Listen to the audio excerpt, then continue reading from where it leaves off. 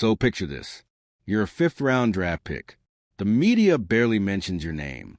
The front office treats you like a project. And your competition? Multi-million-dollar veterans with playoff experience, national attention, and years in the league. You're supposed to wait your turn. You're supposed to keep your head down. You're supposed to earn your stripes the old-fashioned way. But instead, you walk into the NFL with a contract that changes the entire game and forces every exec in the league to look up from their spreadsheets and go, "Wait, he got what?" This is the prime equity revolution. And the quarterback leading the charge? Shedeur Sanders. Not just Deion's son. Not just a promising rookie.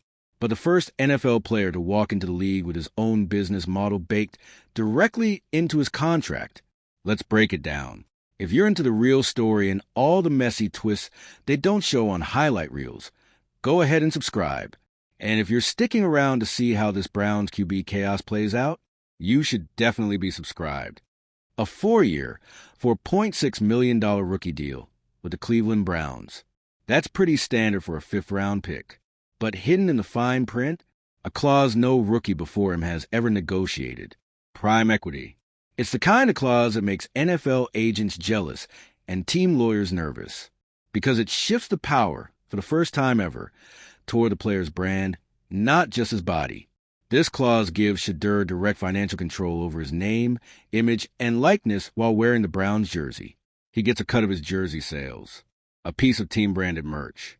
He controls media licensing when he's featured in ads, clips, or even post-game interviews. Oh, and endorsements? Those don't go through the team anymore. They go through him.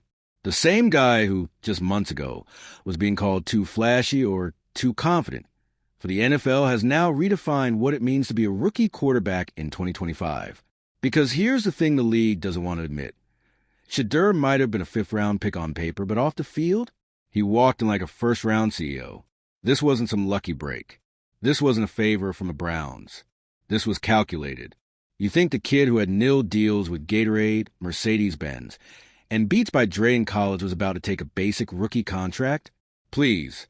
This man was already operating like a Fortune 500 quarterback before he took his first NFL snap. But here's where it gets messy. Because with innovation comes resistance. Behind the scenes, sources say certain executives within the Browns organization were furious that this clause made it through final negotiations. Not because Shedeur didn't deserve it, but because it exposed the system. See, NFL teams are used to controlling the narrative. They dictate the press access. They own the merchandise pipelines. They tell the fans which player's face goes on the poster and which rookie fades into the background. Shedeur flipped that script. He didn't just sign a deal. He leveraged a movement. And the moment his jersey became the best-selling rookie jersey in the league, the backlash started. Anonymous insiders called the clause a distraction. Certain media voices suddenly began picking apart Shedeur's mechanics, questioning his focus, and, of course, bringing up the 2 speeding tickets like they were felony charges. It was never about the throw velocity. It was about the threat. The threat of a rookie who didn't wait his turn, who walked in with his own brand, his own plan, and his own power. And the NFL doesn't always know how to handle power. It doesn't control. But Shedeur, he handled it the same way he handles a blitz. He stood in the pocket and let it rip after the news of the prime equity clause broke. He didn't run to the media. He didn't do a sit-down with ESPN. He just posted 3 words on Instagram, built not borrowed. And just like that, the narrative shifted. Fans rallied. Jersey sales exploded. And more rookies started asking questions. Because let's be real, Shedeur just cracked open the playbook for every athlete with camera, a brand, and a following. Why should your income depend solely on snap counts and base salary when your image is already filling the stadium? Why wait for the league to approve your endorsement when you've already got 2 million followers waiting for your next move? And here's the kicker. He only has to sell around 9,000 jerseys to match his entire rookie contract. Let that sink in. 9,000. In a league where rookies grind for years to make 6 figures, Shedeur just created a parallel economy, one where performance and personality coexist. He's not just playing quarterback. He's playing the entire industry. And the Browns? Whether they like it or not, they're now the test case because they gave him the platform. They try to keep it quiet, downplay the reps, bury the hype. But every time Shedeur takes a field, the cameras follow. And every time he throws a dot in 11 on 11S, the crowd erupts. Because people aren't just watching a rookie develop, they're watching a model evolve. And let's talk about legacy. Yes, Shedeur is Deion's son. Yes, the prime energy runs in the family. But what this contract proves is that Shedeur isn't just riding on his dad's brand. He's extending it, building a next-gen blueprint where being elite on the field is just one part of the equation. The rest? That's media savvy, financial awareness, business fluency, and a refusal to let the league dictate your ceiling. He's not the first player with charisma, but he might be the first to weaponize it this strategically.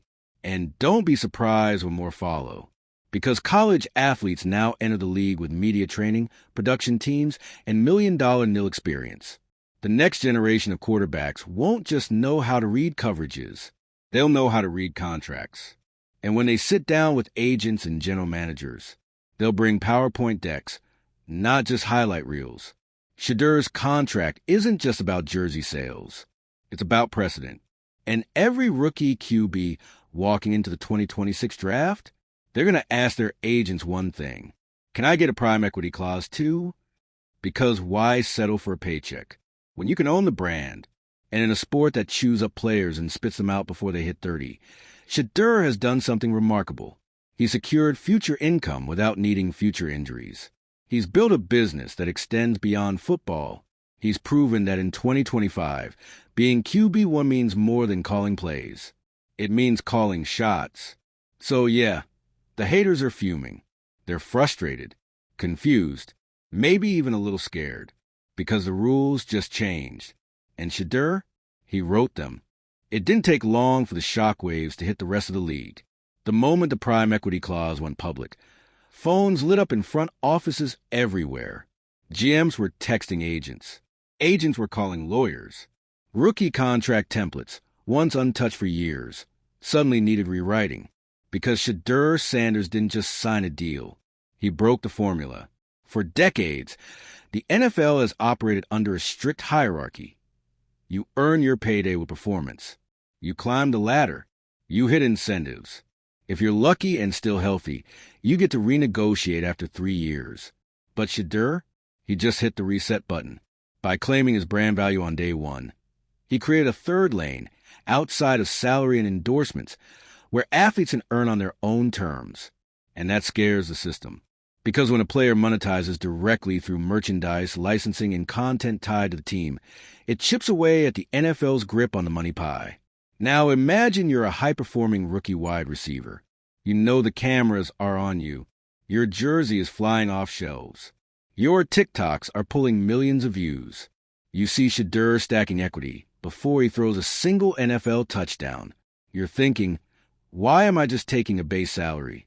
That thought alone is revolutionary, and it's spreading. Other rookies have already started asking their reps how they can carve out personal revenue streams without waiting for the team to bless it.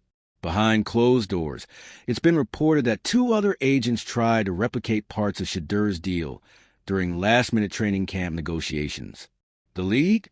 Not thrilled, because the NFL has always sold the idea of the shield first. The team brand before the individual. Players are stars, sure, but the teams are the institutions. That's what makes the machine run. That's what keeps the control centralized. Until now, because when a 5th-round rookie forces the Browns to share the spotlight and the profit margins, you've got a new business model. And let's talk about why the Browns went for it. Cleveland isn't just a team. It's a legacy of heartbreak, hope, and quarterbacks who couldn't quite deliver. It's been decades of cycling through talent, waiting for a face of the franchise. Shedeur didn't walk in with a resume full of NFL snaps, but he walked in with something more valuable in this era. Cultural capital. He had the fan base, the click power, the storyline. Every training camp clip went viral. Every mic'd-up moment spread like wildfire. He was already the most talked-about player on the team without being the starter. In an attention economy, that's leverage. and he used it. That's the part that traditionalists hate the most. Because it wasn't just talent that got Shedeur his prime equity clause. It was understanding the system better than the people who built it. He treated himself like a media company, not just a quarterback. And here's the kicker. He studied for this. While other rookies were watching film, Shedeur was watching contracts. He sat in on endorsement negotiations in college. He learned licensing language. He understood how to structure revenue splits. He knew the difference between name rights and promotional use. That's not cocky. That's calculated. And that's why this isn't a one-time fluke. It's a blueprint. Other young athletes, especially those coming out of high-profile college programs, are watching this play out in real time. Nil deals in college already prepared them for branding. Now Shedeur has shown them how to bring it into the league. Let's zoom out. This isn't just about football. This is about how athletes now view themselves, not just as players, but as platforms. If you can monetize before you play, if you can negotiate for equity instead of just exposure, if your voice carries more weight on social media than some team press release, you've already shifted the power dynamic. And for the NFL, that's uncharted territory. There's a reason you're not hearing much about this clause from official league media. There's a reason some older analysts still dismiss Shedeur as unproven or too flashy. It's not because of his film. It's because of his framework. And yet, inside that Browns locker room, he's won over the vets. From offensive linemen to receivers to defensive captains, teammates say he walks like a leader, talks like a pro, and studies like a starter. No entitlement. No shortcuts. Just someone who knows exactly who he is and what he's building. And that humility? That's the secret sauce. Because Shedeur isn't rubbing the contract in anyone's face. He's not skipping reps. He's not pulling rank. He shows up early, stays late, and lets the play speak louder than the press. That's why the vets respect him. He's not just cashing in. He's buying in. And let's not forget the city of Cleveland. This is a fan base that's endured 20-plus quarterbacks since 1999. They've been through the hype, the heartbreak, and everything in between. Now here comes a kid who doesn't just bring hope, but headlines, who sells out minicamp, who turns preseason into prime time, who makes you believe that maybe, just maybe, the future is worth investing in again, not just financially, but emotionally. And the Browns? They're starting to feel the pressure. Because every snap Shedeur takes in camp is scrutinized. Every highlight is tweeted. Every first-team rep is debated on morning talk shows. You don't get to quietly develop a player who's already become a franchise-level brand. You either let him lead or risk looking like you're holding him back, which is exactly the conundrum this front office now faces. They drafted him in the 5th round. They tried to manage expectations. They framed him as a project. Now, he's out playing the playbook. He's building his empire in real time. And the fans are chanting his name at practices. The Browns can either lean into the wave or drown under the weight of it. Because here's the truth. This isn't about one clause. It's about a cultural shift that can't be reversed. Athletes are watching. Agents are recalibrating. Brands are lining up. And Shedeur, he's already winning, without even needing to start a game. So when you hear the critics moan that he hasn't done anything yet, just remember they said the same thing about Steph Curry before he changed basketball. They said about Serena before she dominated tennis. They said it about Dion before he became Coach Prime, because true disruption always starts with disbelief until it's undeniable. And in Cleveland right now, it's getting very, very hard to deny. The ink on Shedeur Sanders' rookie contract was barely dry when whispers started echoing to the corridors of NFL headquarters. Not about his throwing mechanics, not about his footwork, but about what his contract meant. Prime equity, 2 words that now live rent-free in the minds of team executives, agents, and league officials. The clause has become both a case study and a cautionary tale. To some, it's innovation. To others, a dangerous precedent. And to the old guard still clinging to the team-first narrative, it's pure chaos in legal ink. Because Shedeur didn't just change the money, he changed the power. Let's be clear. NFL contracts are designed to protect the shield. Teams hold the leverage. The language is airtight. The systems are tested, structured, and rigid. But this prime equity thing, it blew a hole straight through the hull. This isn't a flashy bonus. It's not just performance incentives dressed up in neon. It's ownership of identity. It's a player being able to say, if you're going to sell me, I'm getting a piece. And what's making owners squirm isn't just what Shedeur negotiated. It's what it unlocked. Because for decades, rookies were told to wait. Earn your role. Get the bag after you prove yourself. Shedeur didn't wait. He redefined proof by selling out merchandise before taking a single NFL snap. He made his brand too valuable to ignore. Now imagine you're the Browns front office. You drafted him in the 5th round. Thought you'd scored a bargain. Thought you controlled the rollout. But here's your rookie making waves, selling jerseys like a pro bowler, trending every time he touches a football, and now you're splitting profits. You're not just managing a quarterback. You're managing a movement. And not everyone's thrilled about it. Inside the building, things are getting political. Some executives love the buzz, the media attention, the jersey sales, the uptick in social engagement. To them, Shedeur is a marketing dream, more profitable than a stadium naming deal. Others, not so much. They see the spotlight as a distraction. They worry about locker room resentment. They wonder, what happens when every rookie starts demanding branding equity? How do you maintain hierarchy when the 5th round pick is more famous and more influential than the starters? But here's the twist. In the locker room, there's no resentment. There's respect, because Shedeur shows up early. He doesn't talk down. He doesn't skip steps. He doesn't act like he owns the place, even though, technically, he's the only one with equity in his own name. The veterans see the grind. They see him stay late with receivers, breaking down routes on iPad. They see him studying protection schemes with offensive linemen, asking questions like a 10-year vet. They hear how he talks to media. No cliches, no bravado, just focus. It's not branding. It's authenticity. And that's why he's winning the locker room faster than the front office expected.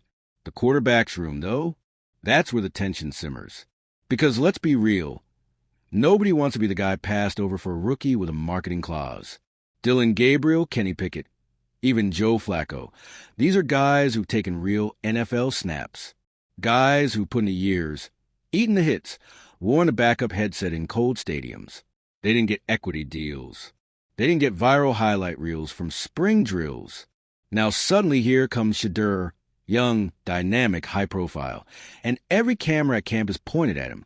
Even worse, he's delivering. He's not just hype. He's making reads, adjusting protections, and throwing absolute ropes into tight windows. Coaches are noticing. Players are whispering. And the unspoken truth becomes impossible to ignore. If he plays like a starter, and he sells like a superstar, how long can you keep him on the bench? There's a saying in the NFL, you can't let money sit on the bench. And with the way Shedeur's name is becoming a revenue engine, the pressure to play him is more than just football logic. It's financial inevitability.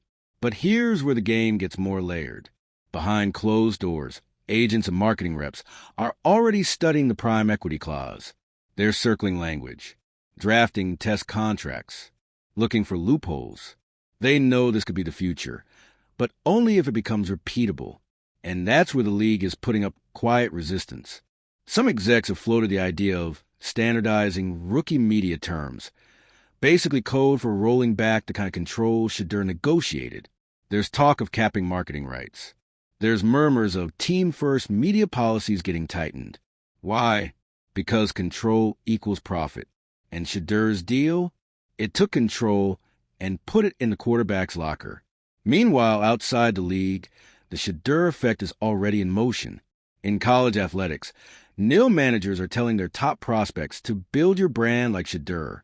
Agents are citing him during prep for the 2025 NFL Draft. Clothing companies, video game developers, and even streaming platforms are quietly reaching out, asking, how can we get him before he's too big? Even high school athletes, yes, high school, are watching this unfold on social media, dreaming of the day they negotiate not just for minutes, but for ownership.